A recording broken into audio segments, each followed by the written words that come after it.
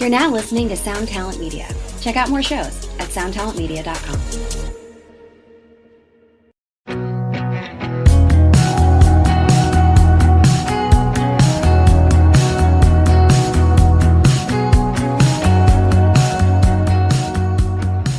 Hey gang, today's guest is Max Raynor, guitarist and vocalist for the Tulsa, Oklahoma rock band Wilderado. Max and I got busy breaking down their 2019 single, Surefire. The track, which was a standalone single, followed a string of EPs by the band. Max described finding inspiration for the song after reading a book by author Stephen King. In the book, King included a poem by his wife Tabitha that inspired Max to put pen to paper and craft the lyrics to Surefire. He mentioned that the initial demo was almost the exact same length as what the final version became. That linear skeleton of the demo was then built upon in the studio by adding other layers and instrumentation. Max seemed delighted I took the time to dissect his song and go as in-depth as I did. It was my pleasure, as it's currently one of my favorite songs. And, as if I couldn't like the band anymore, Max shared that he feels the best way he and his bandmates can get their music heard is to go town to town, city to city, spreading their gospel. A true working class band. I back it. For all this and a whole lot more, stick around.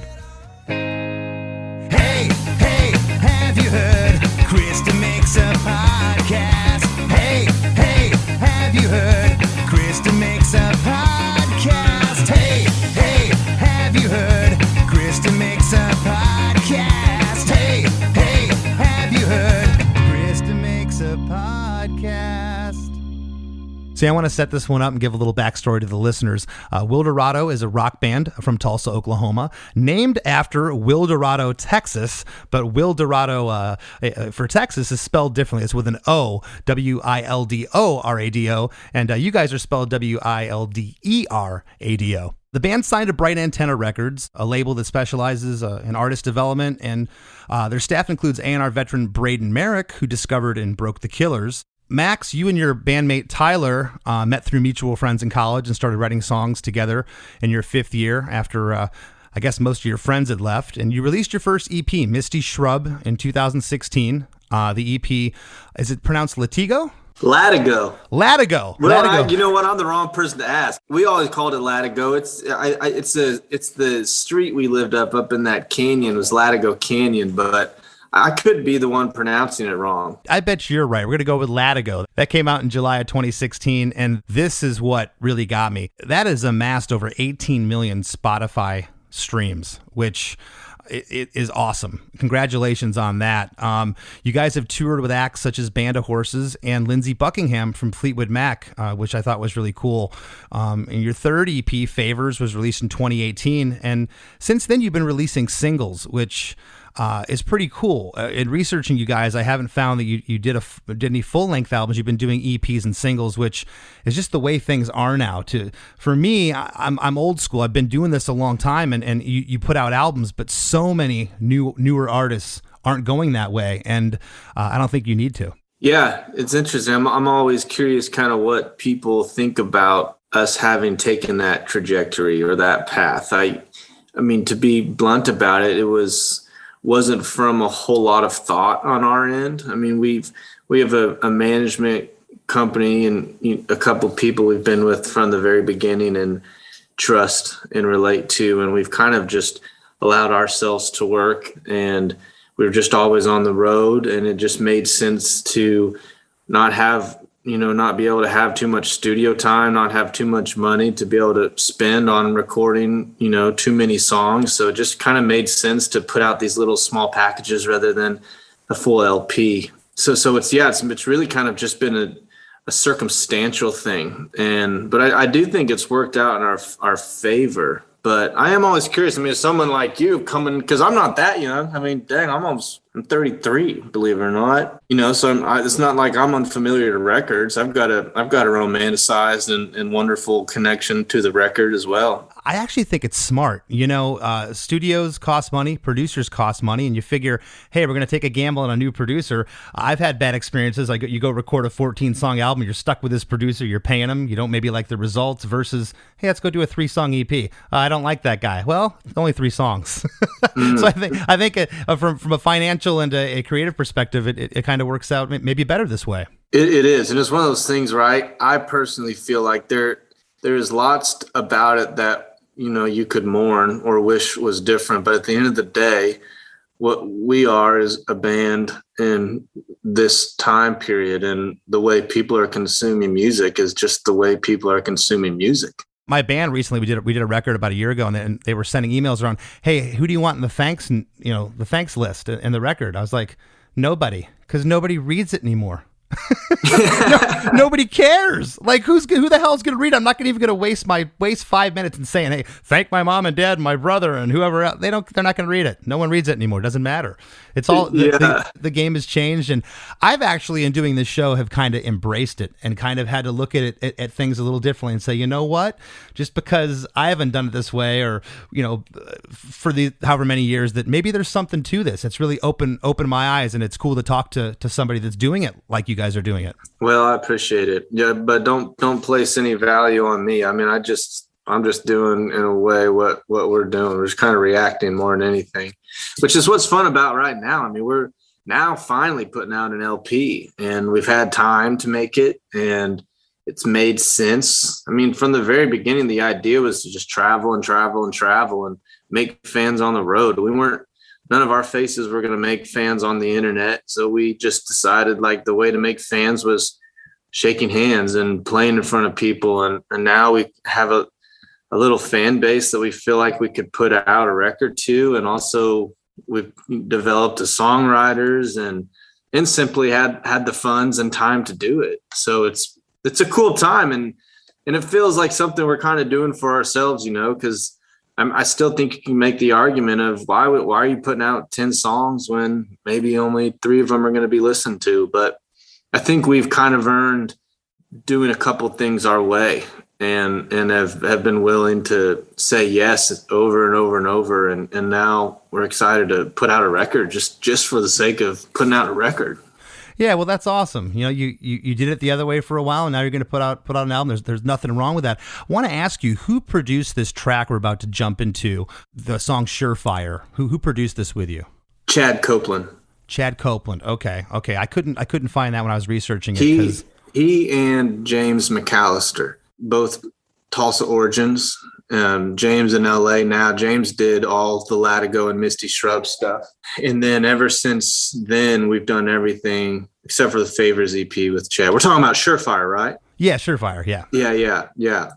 Chad Copeland and James McAllister, they're kind of our guys. That's home base for us now, for sure. Awesome. Well, I love the sound of this track. And, Max, if I were to ask you, just assuming no one's ever heard your band, this is the first interview you ever did, let's say, how, and I've been asked this question before, and I know my answer, and I've had to use it over the years, but how would you describe your band to someone that doesn't know your band, hasn't heard your band? What would you describe it as? Because I think I have an explanation.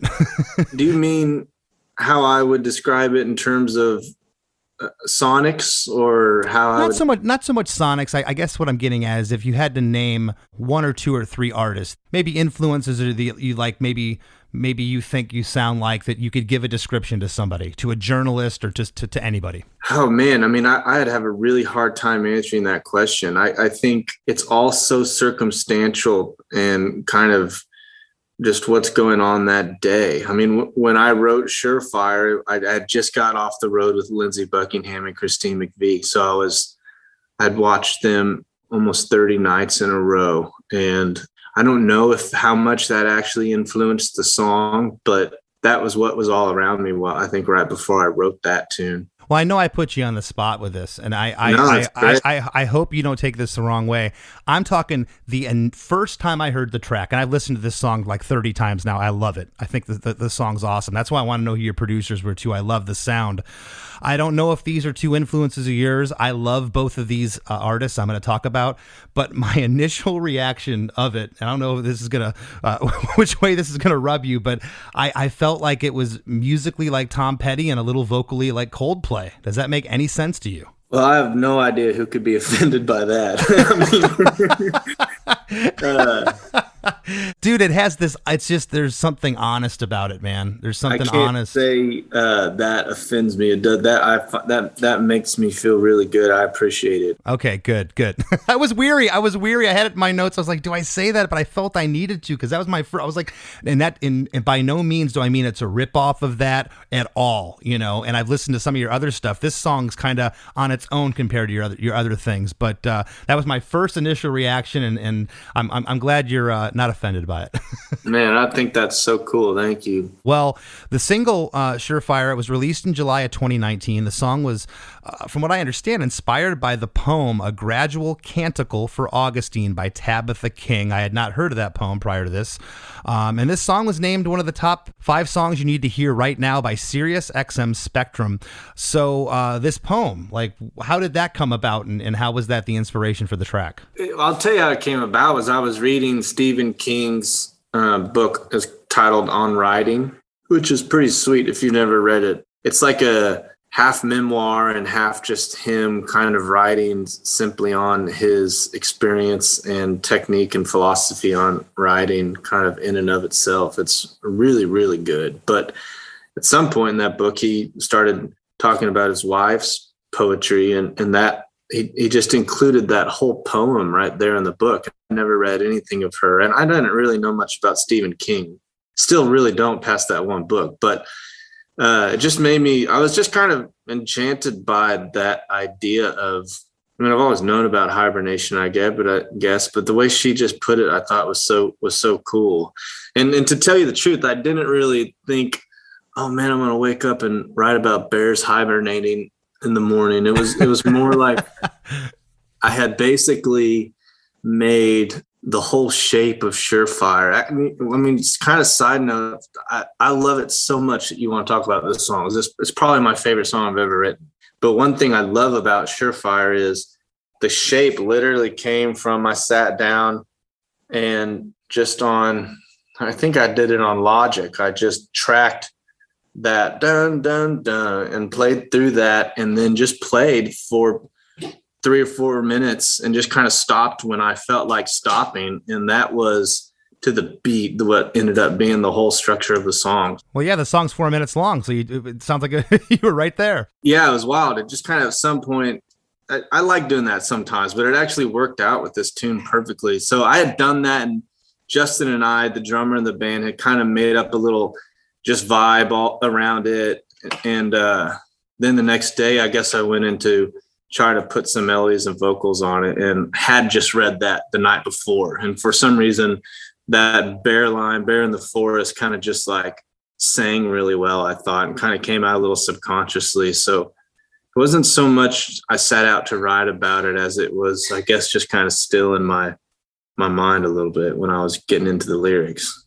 Well, I got to tell you, my producer Chris, he, I know my listeners know this, but you know, he had suggested me doing a podcast over a year ago. I was like, I don't want to do a podcast. He's like, no, you should do one. It should be about songwriting, and I am so glad he did. I've said this a bunch because I might have never heard this song. So Chris, thank you, because this song, and I'm glad you want to talk about it. It's your favorite song because it is awesome. And real quick before we jump in, I'd like to read the Tabitha King poem real quick for listeners. Why not? The thinnest bear is awakened in the winter by the sleep, laughter of locusts, by the dream, blustering of bees, by the honeyed scent of desert sands that the wind carries in her womb into the distant hills, into the houses of cedar. The bear has heard a sure promise, certain words are edible, the nourish, more than snow heaped upon silver plates, or ice overflowing golden bowls. Chips of ice from the mouth of a lover are not always better, nor a desert dreaming always a mirage. The rising bear sings a gradual canticle, woven of sand that conquers cities by a slow cycle. His praise seduces a passing wind, traveling to the sea, wherein a fish, caught in a careful net, hears a bear's song in the cool, scented snow. And props to you, because I don't know if I would have come across that in a Stephen King book if that would have given me inspiration to write a song. Dude, well, I mean, hell if I know what any of that means. It was a great way to stumble on the poem, I think, just because the way he sets it up was like they were in a poetry class, I think it goes, and this woman stands up that just strikes him in that special way, and then she reads that, and I think it just kind of floored him. And so he kind of set up that scenario and that mood, and then showed you the poem. And yeah, I don't know, it just kind of sang to me, to tell you the truth. And that's awesome. And what I said wasn't meant as a knock. It was just like, as I read that, and I read it the other day, and I'm reading it, reciting it to you. I'm like, wow, he got inspired by that. That's pretty cool. And for those that don't know, I didn't know what a canticle was. It's a chant, hymn, or a song in the biblical text. So that's what a canticle means. So again, I'm learning stuff on my show too. It's great. I just think it's kind of cool that she had that imagery of something coming out of a period of time that I think all living things understand how precious time is. And the fact that these animals do that, to me, is they sacrifice months to sleep, and then he came out kind of with a song on his lips. There's something beautiful about that to me. So yeah, that's it, man. I thank God for her. I love that line. I love the way it sings. Okay, well, we're going to jump into the track now. As I said before, it's 4 minutes and 4 seconds. And I think you just described this part, and I almost wrote it in my notes how you said it. That the song starts off with just guitar. It's a jing, jing, jing, just the guitar, and then the band is in.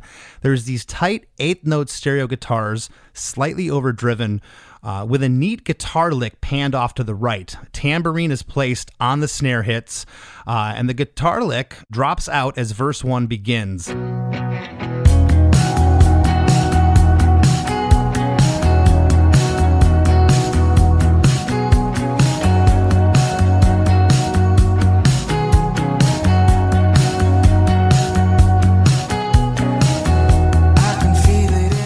And then there's this guitar high-pitched delay. I wrote that's kind of the running theme at various points in the song. It's panned over to the left speaker that kind of introduces parts, and I love the sound. It's so cool. And that happens up until the 17-second mark, and then we're in the first verse. I can feel it in the future. I can see it in the culture.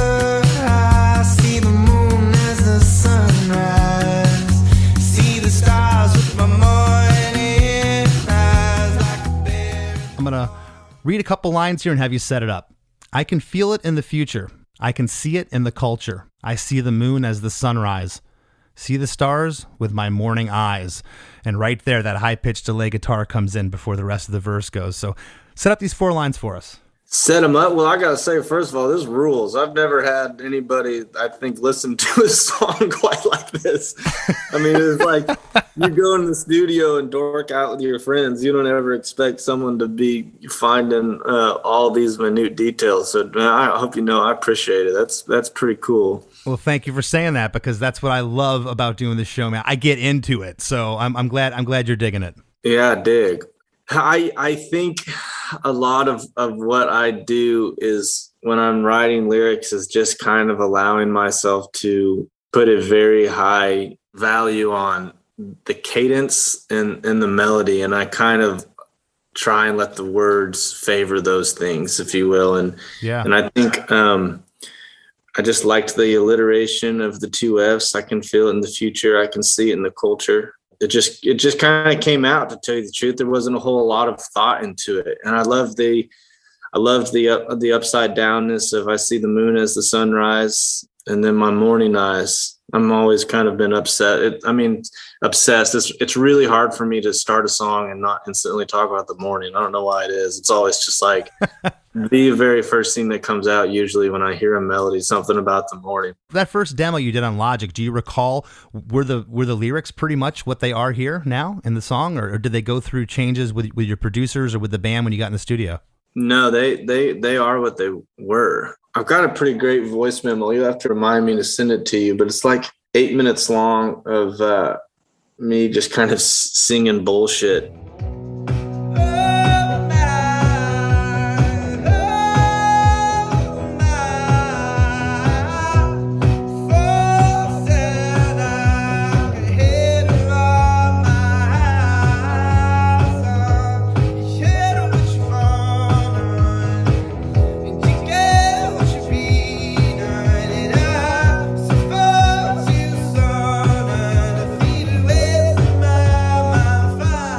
Trying to find, just that right melody. And so some of those words are in there. That's usually always how it goes. I'll just record myself trying to find a melody, because usually my favorite lines are just things I kind of hear myself accidentally say. Okay. Well, continuing with verse 1, the next 4 lines, there's harmonies on them. And man, the choice of notes here with the harmonies is awesome. Like the heat in the contrast, I take a walk through the tree line, getting on with Father Time. Like a bear in the forest, like the heat in the conscience, I take a walk through the tree line, getting on with Father Time. I put they're subtle, the harmonies. They're not sung super loud or aggressive. They're subtle, but they're haunting. The notes are perfect.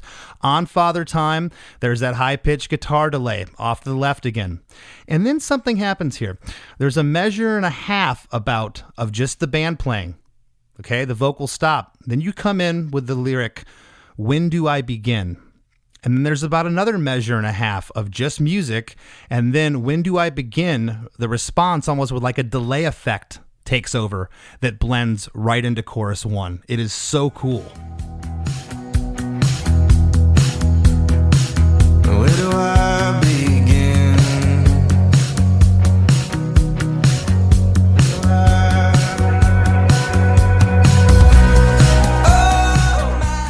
Yeah, man, I love that too. I mean, a lot of that is just Chad being awesome.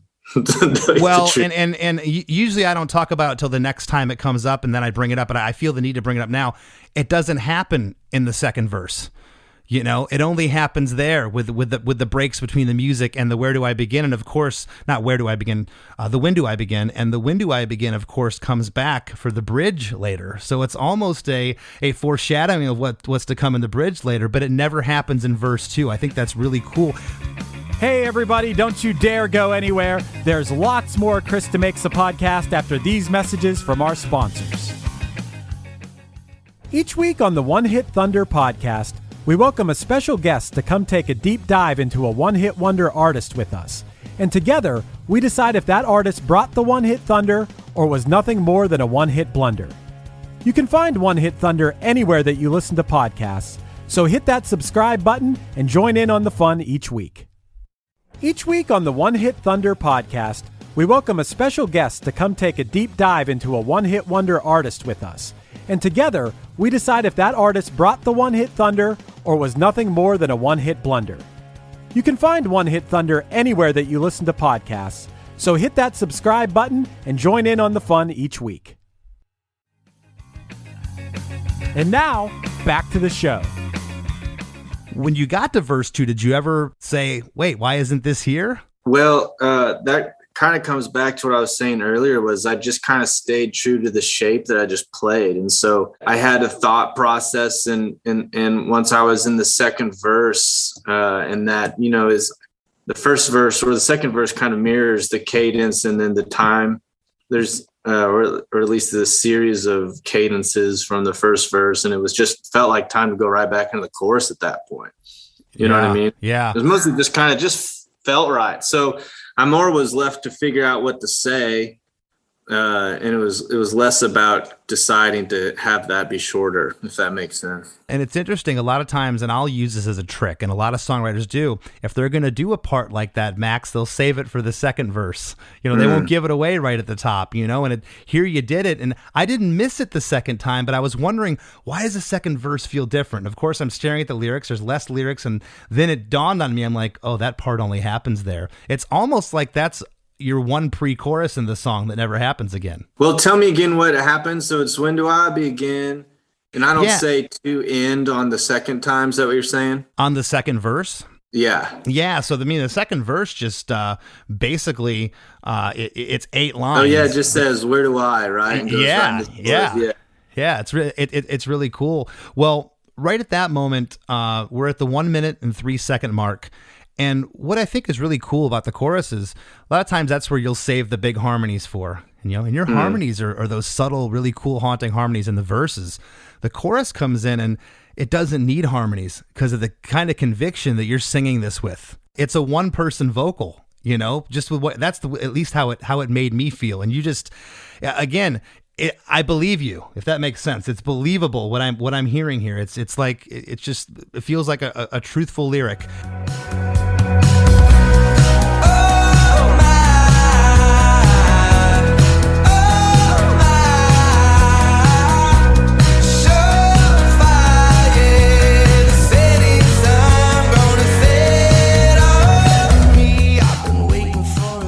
Saying, oh my, surefire, yeah, the setting sun gonna set on me. And that's the shortest chorus in the song. There's a piano or a guitar like single notes throughout the chorus that comes in there. That's really cool. Yeah, so good. Was that on the original demo? Is that something that Chad and you came up with when you were recording it? I do think, Chad, we put something else in there. I think I had put just like in the demo, there was just kind of a pulsing synth. So that may have made it in there as well. But I do think we just ended up and going and adding just the actual notes, playing all those notes on the piano, just the dun dun dun dun dun dun dun. Mm-hmm. I think that's also done with the guitar in that too. Okay, so it's a guitar. I didn't know. I could, like I said, the other thing I love about this mix is the subtlety of things. It's not like all of a sudden that guitar, or I was calling it piano, but that guitar, those single notes are all of a sudden super loud. They're there, but I had to really put the headphones on and study it and listen to it. It's another layer that fills out that chorus. Interestingly enough, at this point in the song, we haven't heard the guitar hook that's at the top of the song yet, and we'll get to that. But we haven't heard that come back. Right after the chorus, it goes right into verse 2. There's that I'm calling it the high-pitched guitar delay. I don't know what you would call that, but that happens again, off into the left speaker, and it takes you back into verse 2. I love that. Again, was that on the demo, or was that just a happy accident in the studio? That's another Chad just being amazing. Yeah, it's like I said, it's a running theme of the song. It's almost neck and neck with the the guitar hook at the top that comes back later. Before we get into verse 2, I don't know if it's the bass gets louder here or another 8th note guitar is mixed right up the middle, but it definitely feels heavier than verse 1 when I A-B them. I've been waiting for a long time. I've been waiting in the sunshine. Storming, drying out like the histamine. Was there more guitars here, or was it just mixed a little louder? Well, I think that the beginning of that second verse, the guitar goes away. The rhythm guitar, the dun dun dun, that goes away and doesn't come back in until I think a measure after. But that may be why the bass is seeming louder, because it just is alone there. Okay, well, verse 2 just musically seems bigger, but not in a way of like, whoa, it just made me feel different enough to where I had to A-B it. It wasn't like, oh yeah, it just gets huge here in the second verse. I threw in these big stereo guitars. It's, again, I'll use the word subtle. It's subtle, but there was something there enough to where my ears went, why does this feel different? And I went back, and it's awesome. I love how this song grows. I'm going to get into the lyrics here. Verse 2, I've been waiting for a long time. I've been waiting in the sunshine, looking round like it's storming, drying out like a histamine. I love that line. On the line, looking around like it's storming, another guitar comes in, more strummed right there. Looking around like it's storming, drying out like a histamine. That's awesome. When that guitar comes in, because it's a different feel. It's not, the eighth notes are still chugging back there, and the bass is still doing the eighth notes, but that guitar rhythmically just kind of pushes and pulls a little bit and adds this other layer. Again, was that something on the demo, or was that done in the studio? I think that was done in the studio. I mean, a lot of what we were doing is working with a very linear track, and so I think when you're in that position, if you can ever take things away and bring them back, it has such an impact. I love when that guitar comes in. And again, the line I said, I just love drying out like a histamine. I have terrible allergies, so I know all about histamines. That, again, in the notes here, the high-pitched guitar delay. That sound comes in, panned off to the left speaker before the next four lines are harmonized. And man, again, the harmonies here, you pick the right notes. It's sweet.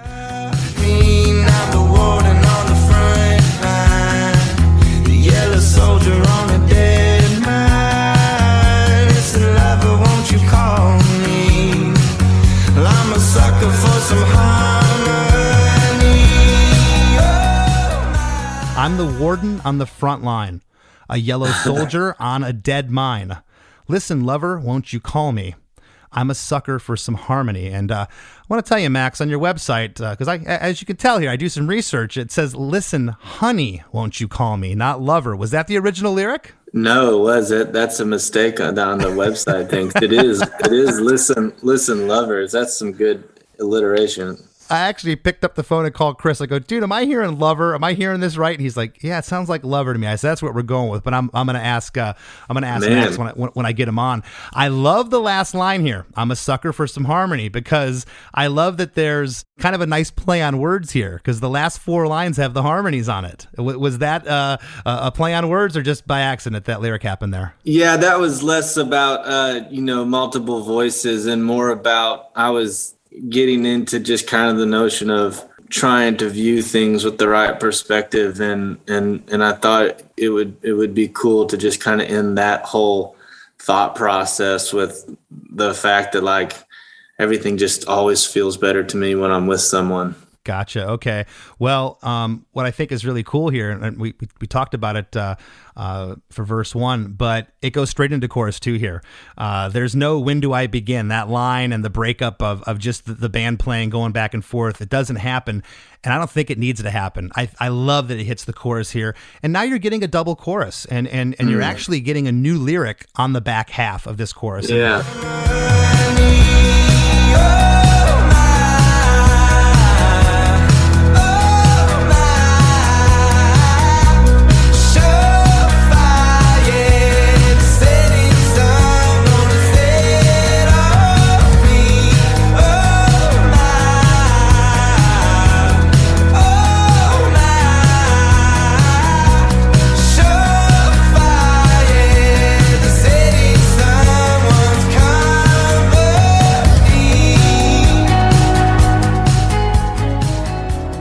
We're at the 1 minute and 49 second mark here at chorus 2. The lyric is, oh my, surefire, yeah, the setting sun gonna set on me. Oh my, surefire, yeah, the setting sun wants company. So set that one up for us, the back half of that at least, lyrically. I always do a double chorus and not just repeat the same lyrics. That's cool.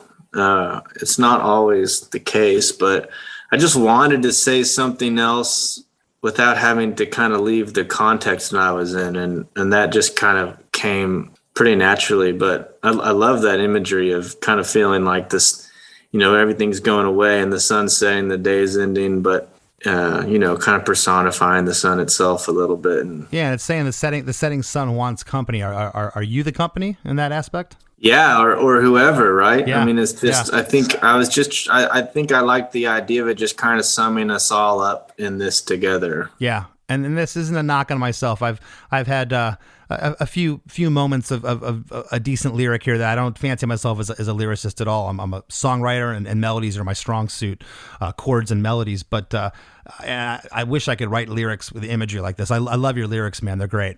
That really means a bunch to me. Thank you. Yeah, they're great. And now we're at the 2-minute and 19-second mark. Of course, in chorus 2, that single note guitar thing was happening again, and it's great. It just adds another layer that I really like. 2 minutes and 19 seconds. There's a 20-second instrumental part here, basically. I'm calling this first part without any vocals, the post-chorus. It's the same chord progression after the chorus, but that intro guitar riff from the top of the song is back. It comes in, but there's also a high synth part that is mimicking that guitar part.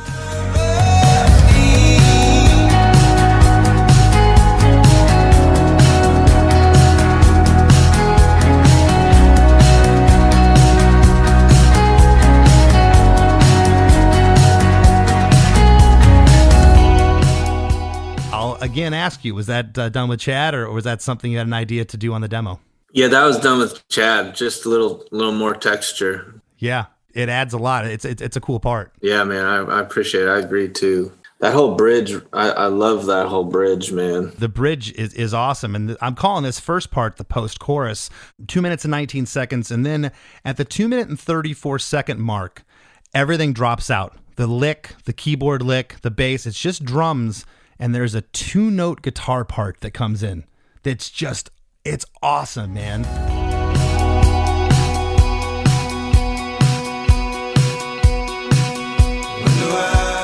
Just kind of makes you come down before what I'm calling the bridge comes in with the vocals. So how did that come about? Was that on the original sketch, or was that something you're like, you know what, we got this, as you called it, a linear song, and I don't use that as a 4-letter word here. It's just that's the way the song was, and you were building the song. But how did you get to the point, like, you know what, it's got to be just drums and this 2-note guitar thing happening? And that's the only time you hear that sound of that guitar too. It's a new sound you're introducing there. It's beautiful. I just did that when I was playing through that shape for the first time, just kind of stopped. But it was, you always come to that point in the song where something else needs to happen or something needs to go away. And I think we just felt like there was such a great vibe going on that if you were to change it too much or do any sort of proper like bridge turn, I was afraid kind of you would lose the mood. So we just kind of dropped out, and then that 2-note guitar I always think is a good trick of just if something kind of spaces out, to have 8th notes still going to keep moving the tune along. Well, I'm gonna steal it. I like it. Yeah, I think it's yours. It was never mine. It's really cool because, as you just said, you brought up something. A bridge, a lot of times it's this departure. You want to take the song somewhere else, and you could have easily put the weird minor chord in there and went to another progression. Exactly. But I think you were afraid of that. You wanted to keep the essence of what was going on, but change it up enough to where there was a departure. Yeah, just classic staying where you are.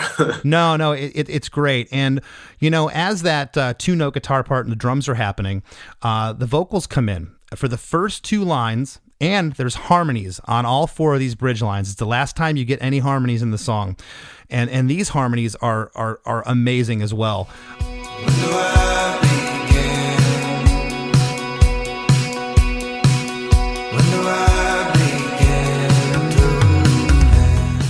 You say, when do I begin? Which that lyric, it harkens back to verse 1 when we got the lyric there.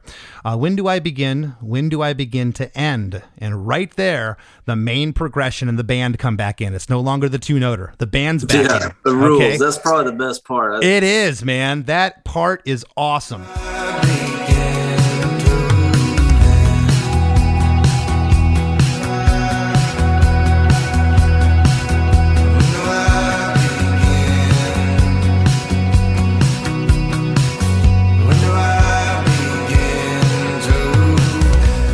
Then this pre-delay comes on. Where do I begin? You get this like weird reverb delay that sets up for the next line. When do I begin? And then the very last line, when do I begin to end? And there, on that last line, it's just drums and guitars ringing out there. Yeah. It's kind of rings. That's, again, that was something that happened in the studio? I mean, that was just, yeah. It was just, how do you set up the final moment? And again, it was just, let's take it away and then just put it all back in. As you're in the studio and you're recording this track at this point and you're building the song, was there ever, how, I guess what I'm going to ask is how really involved, it sounds like a lot, was Chad in building this song with you, with these parts we're talking about? It's always as much as a collaboration as you can possibly imagine. I mean, there is no Wilderado without Chad or James. It's just the simple truth of the matter.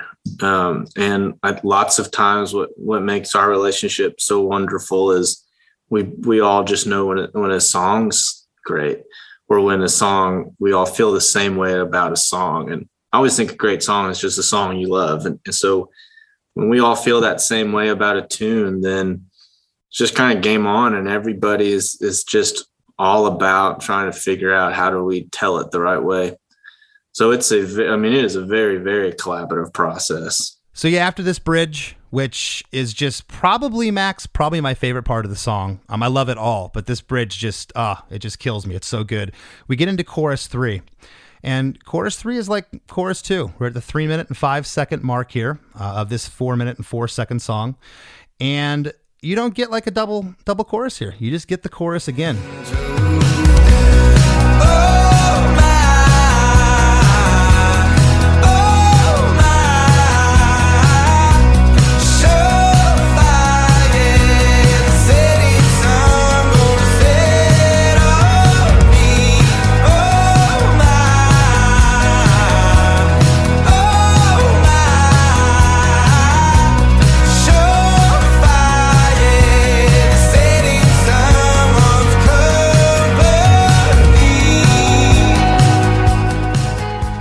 The lyric is, oh my, surefire, yeah. The setting sun gonna set on me. Oh my, surefire, yeah. The setting sun wants company. And I have to say, when I read these lyrics back at people, it's weird in and of itself. But for the listeners, please, if you haven't heard this song, listen to it, because by speaking these lyrics, oh my, it does not do justice to what Max is doing vocally here. It's such a good melody line. I love it. I've had the song on my head on repeat for a couple of days. That's how much I'm really into it. At the end here, that high synth part comes in underneath, and from the 3 minute and 35 second point on out, the guitar main lick comes back in until 3 minutes and 50 seconds when that high pitch guitar delay comes back yet again, and that sound echoes over just a drum beat.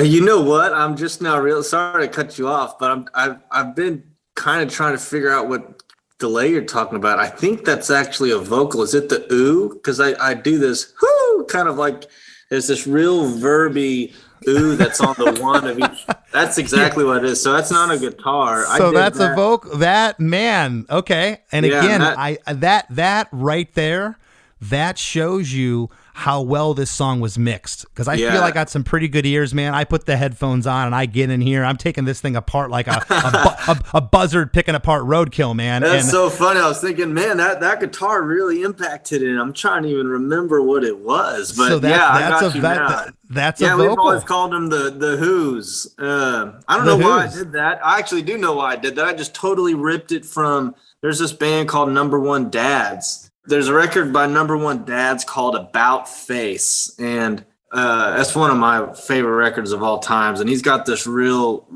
incredible song that starts with he just does this real high pitched woo, and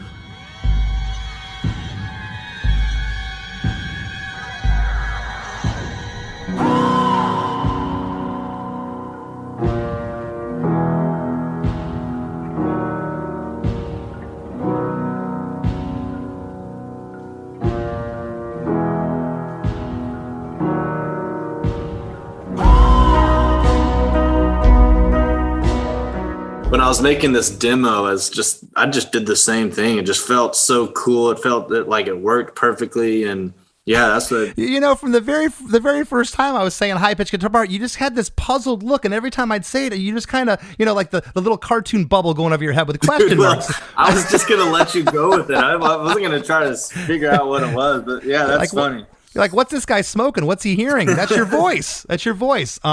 Well, the song ends with that and a couple of well-placed drum tom hits, and it's just done. And it's so cool, man. I can't say it enough. I love this track, and I think it's so interesting that a Stephen King, a poem from his wife, became something that you drew inspiration to write this haunting melody and this killer song. Man, well, I again can't say enough of how good you're making me feel. Yeah, it did. That's the truth. It did. I mean, I think it ended up mostly being about just kind of being obsessed with this life and the fact that it ends, and the fact that I believe we get one go at it. And yeah, I just think I don't know why, but when I read that poem, it just kind of made the whole idea of hibernation seem so wild to me. That's a sacrifice that those animals are willing to make, just to be blunt. And just kind of made me. I was in a time too where, I think very, very down and very dark, and was not being able to write tunes, and was, I don't know. I think I was a bit depressed, to be honest. And I think I just related to this idea of sometimes like you gotta go to those moments where you're just, everything gets dark and low, and that's okay. And you come back out, and just was so sweet to me. The idea that the bear comes out with a song on its lips, and it just steps right back out into the world that's still moving. And now you're the bear hibernating in a tour van for 3 months at a time. Well, I'm the bear from hibernating in Tulsa for almost 2 years. Well, listen, Max, thank you for sharing the story. I love the band. I'm so grateful that your publicist reached out to us, and I got a chance to speak with you. And at this point, if you'd like to leave the listeners with what's going on with Wilderado, man, any tour dates coming up? What's happening with the band? Yeah, it's just such a great time in the band, man. It's, dates are coming in. We're just, what we're doing is setting up this record release. We've been patient and, just kind of waiting for the right time to put it out. It means a lot to us. It's our favorite songs ever. And it's just, we've been setting it up and finally have a plan, have a tour. We're doing kind of some one-off dates through the fall, playing with some new people. Just everything is so exciting, so positive, so uplifting. And I think I love being in the band right now as much as I ever have. So we're excited to kind of keep sharing music and keep seeing what happens next. We've never really, our whole thing has always been hold everything loosely and just kind of let it happen and work hard, and things just keep coming. Awesome, man. Well, I wish you nothing but the best. And I got a big mouth. I'm going to tell everybody that I know about your band. I think you guys are great. Dude, it means a lot, for real. This was such a cool thing for me. These songs mean a lot, especially lyrics. It's not very often that you get to have someone listen to your lyrics that way. So well done. You made me feel really good. Hey, everybody, don't touch that dial. There's plenty more Chris DeMakes a Podcast after a few words from our sponsors.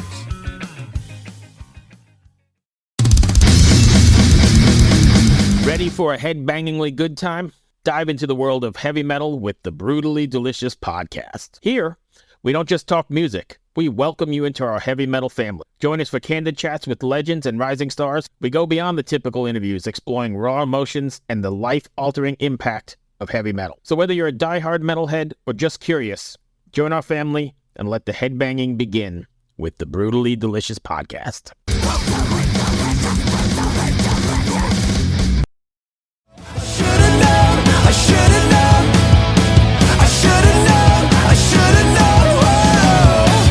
If you're a fan of fierce, honest, in-your-face rock music, check out Another Cheetah.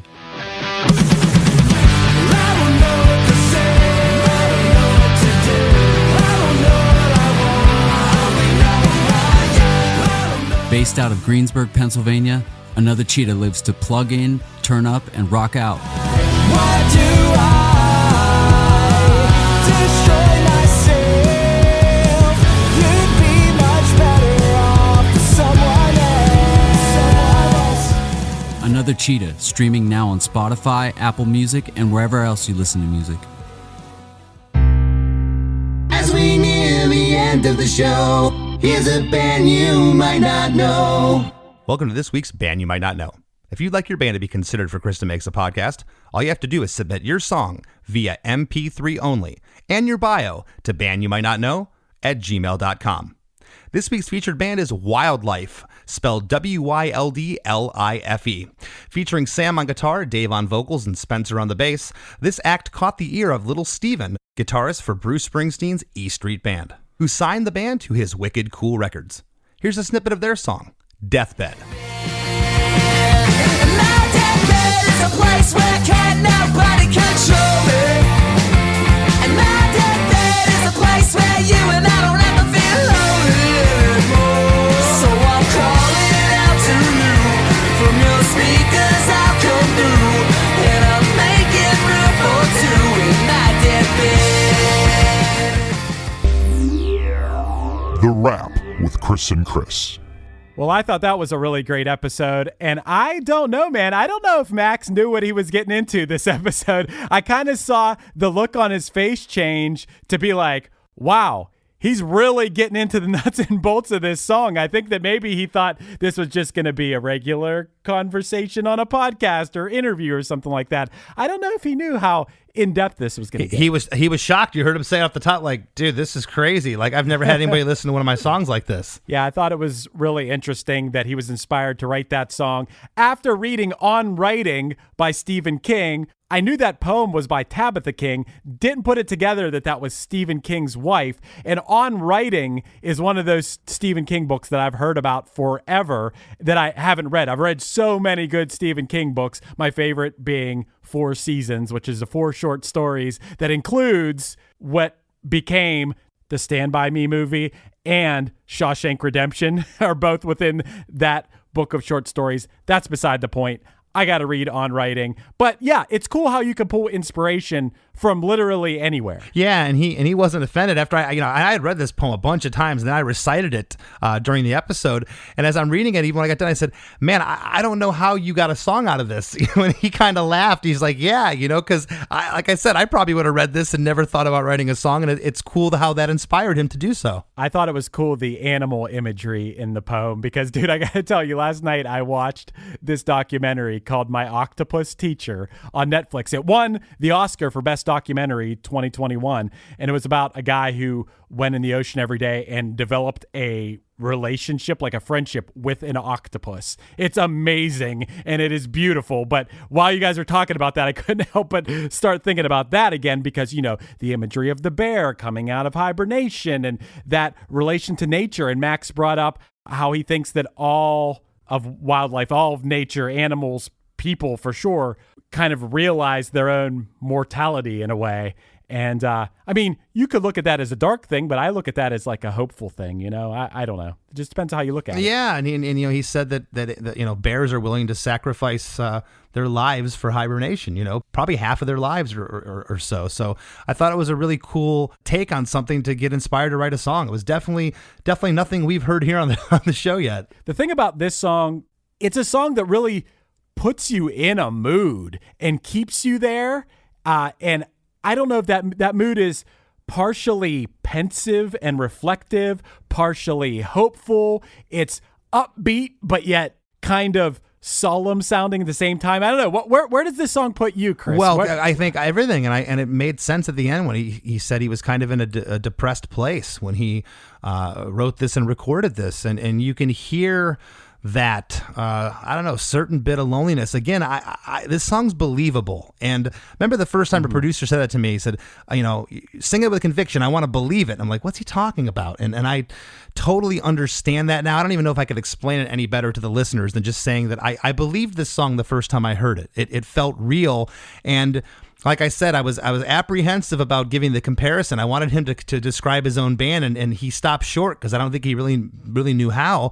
But I just felt like it almost sounded like Tom Petty's backup band playing the track here with like a Coldplay type delivery on the vocal, and he took it as an amazing compliment. And you never know when you're going to get someone's reaction, because any band with a horn section sounded like Less Than Jake all my years. It's like, oh, Royalcon Review, you guys sound like no, we don't sound like right. that. Well, I don't think any band, especially a band in the style of Wilderado, is going to be offended when you say, you guys put me in the mind of Tom Petty. I think anyone in the world, for the most part, is going to be like, wow, thanks. No, but whether you like Tom Petty or Coldplay or not is beside the point. I happen to love both those artists, but I believe both those artists. There's something true when I hear those songs, and that's the vibe I got from this. So all those descriptions that you gave, I felt when listening to this, and I can't get the song out of my head. It's one of the coolest songs I've heard in a long while. It's very cool, and I thought that Max's outlook on being a band was very cool. It reminded me of my own, and I'm sure yours too, Chris. He basically said he's always believed the way to make fans is to get out there and shake hands and play live. And I think that's kind of the way I've lived my musical life, as you have too. It's not like we don't think that we're going to win over the world with our beauty or anything like that. It comes down to the touring and getting out there and playing your music and connecting with people. And, we can't hear every band in the world, and I'm glad that through this podcast we were able to hear Wilderado, and I strive to hear every good band in the world, and I feel fortunate that we were able to discover this band through this podcast. Yeah, the fact that their publicist reached out and hit us up, and we get hit up quite a bunch now, which is awesome. I never ever dreamt when we started this that people be coming to us to want to be on the show, and they were an undiscovered band for me. I got to find a new band that I love. Right. I think for a lot of people out there, they're a pretty popular band. I'm sure a lot of people are like, "What? You don't know this band?" Well, hey, look, we try to know every band, but sometimes somebody slips under your radar. Hey, Chris, sometimes even once in a while, there'll be a band from 30 or 40 years ago I never heard of, and then I discover them, and it's like a new band to me. And I don't think there's anything wrong with that. Not at all. And I'll tell you, and that's why I was careful with my words when I was, giving an introduction to the band. I mean, they have 18 million Spotify streams on some of their stuff. I mean, that's something to brag about there. That's pretty impressive. Yeah, man. Wilderado's Spotify numbers are pretty impressive, but you know what else is pretty impressive? What is that, Chris? The amount of custom songs that you've done for people over the past couple years. What is that number up to now? That number is 171. I just did my 171st custom song for somebody, and that's been since December 2019, so just shy of 2 years. Damn, dude, it's a good thing you're doing all these episodes and picking up all these little tips along the way from all these other songwriters, or you might be running dry. Have you, honest question, have you been able to take little bits and pieces of like people's processes and put them into your own process? It's funny that you asked me that, because I was just going to expound on that. Yeah, I have. I've learned so much from this podcast. Not just from talking to the artist, but like really analyzing the songs. For instance, the Joey Cape episode, where there was just sporadic harmonies on one word here or there, but in one verse, but not the next verse. And I've been kind of sprinkling little tricks like that into some of these songs, So I have learned some new tricks. It's really awesome. Dude, I don't want to say it, but the holidays are coming up. I can't believe that I'm saying that, but it's actually kind of true. If someone is interested in getting that awesome gift of a custom song, which honestly, I know we're trying to sell some Chris DeMakes custom songs here, but honestly, that is like an incredible gift to give someone a personalized song. So if someone was interested in that, how can they contact you? They can hit me up at chrisdemakes@gmail.com. And if you get a custom song from me and you'd like a video to go along with it, a picture video, a montage of some sort, Chris can do that. He does video editing, or if you'd like a lyric video, he can do that. And once again, a great gift for the holidays. So hit me up at chrisdemakes@gmail.com, and I will give you all the info on that. We can together make a very special gift for someone that will last a lifetime. And I'm not just saying that. It lasts a lot longer than some shirt. Although I do have some shirts that lasted a long time. I'm wearing a shirt from like 9 years ago right now. But yeah, hell yeah. And if you can, give me a follow on Instagram at LessThanChrisD. And I want to thank this week's guest, Max Rayner, for sitting in with us. Be on the lookout for Wilderado's new album, self-titled album, on October 15th. Check it out. Awesome band. And we'll see you next week. Ready for a head-bangingly good time? Dive into the world of heavy metal with the Brutally Delicious podcast. Here, we don't just talk music. We welcome you into our heavy metal family. Join us for candid chats with legends and rising stars. We go beyond the typical interviews, exploring raw emotions and the life-altering impact of heavy metal. So whether you're a diehard metalhead or just curious, join our family and let the headbanging begin with the Brutally Delicious podcast.